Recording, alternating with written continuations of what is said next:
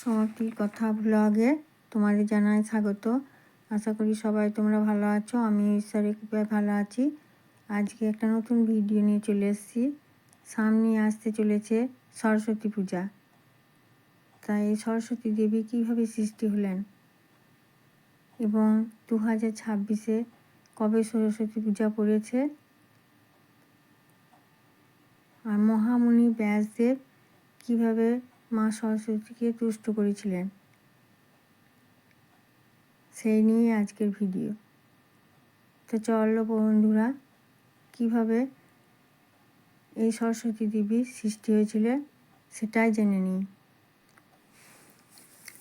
এই বিশ্ব ব্রহ্মাণ্ড যখন সৃষ্টি হয়নি, চারিদিকে যখন অন্ধকার, নীরবতা, বিশৃঙ্খলা, আকাশ আছে, প্রকৃতি আছে, কিন্তু জ্ঞান নেই, ভাষা নেই, সুর নেই, ছন্দ নেই, ঠিক সেই সময়ই আমাদের সৃষ্টিকর্তা ব্রহ্মা তিনি নিজের দেহ থেকে এক দেবীর সৃষ্টি করলেন। তিনি হলেন মা সরস্বতী দেবী। দেবী সরস্বতী বাক্য, বুদ্ধি, জ্ঞানের দেবী হিসাবে পরিচিত। এক সময় মা সরস্বতী রূপে গুণে মুগ্ধ হয়ে ব্রহ্মা বিবাহ করেছিলেন।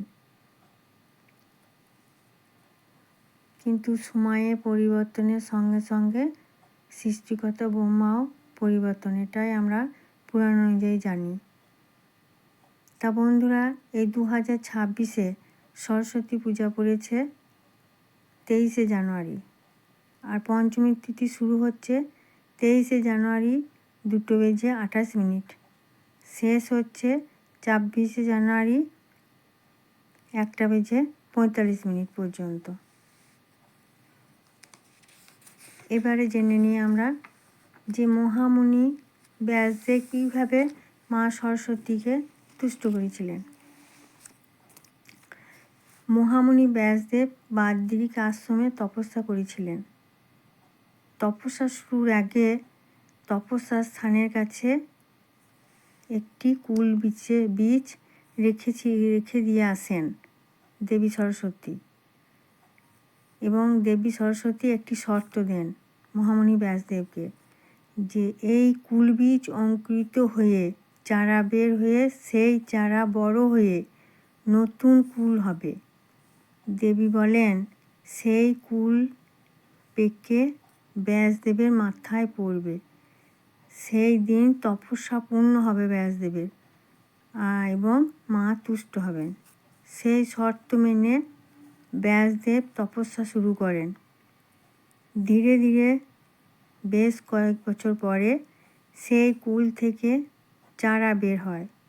সেই চারা বড় হয়ে নতুন কুল হয় এবং পেকে একদিন ব্যাসদেবের মাথায় পড়ে।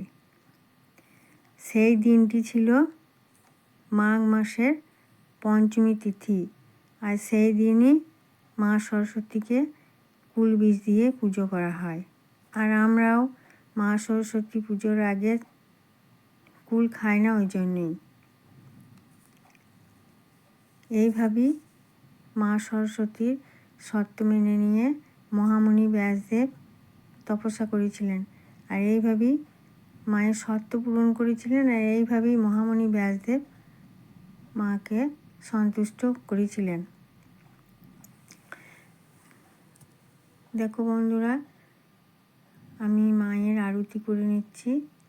পঞ্চপ্রদীপ, ধূপ, প্রদীপ, ধূপকাঠি দিয়ে মাকে একটু আরতি করে নিচ্ছি, তোমরা দর্শন করো।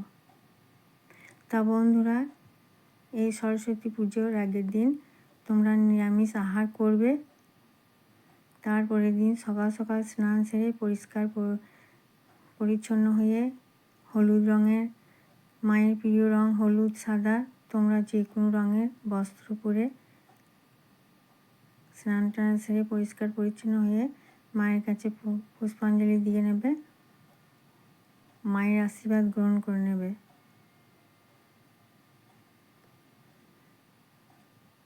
কেমন লাগলো ভিডিওটা তোমরা অবশ্যই জানিও। আর মায়ের কাছে আমি ক্ষমা প্রার্থনা চেয়ে নিচ্ছি এবং মায়ের কাছে আমি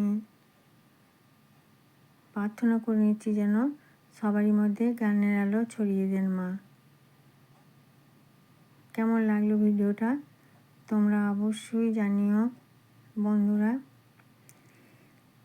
সবাই ভালো থেকো, সুস্থ থেকো, সবাই এনজয় করো মায়ের পূজাতে। সবাই ভালো থেকো, সুস্থ থেকো। পরের ভিডিওতে আবার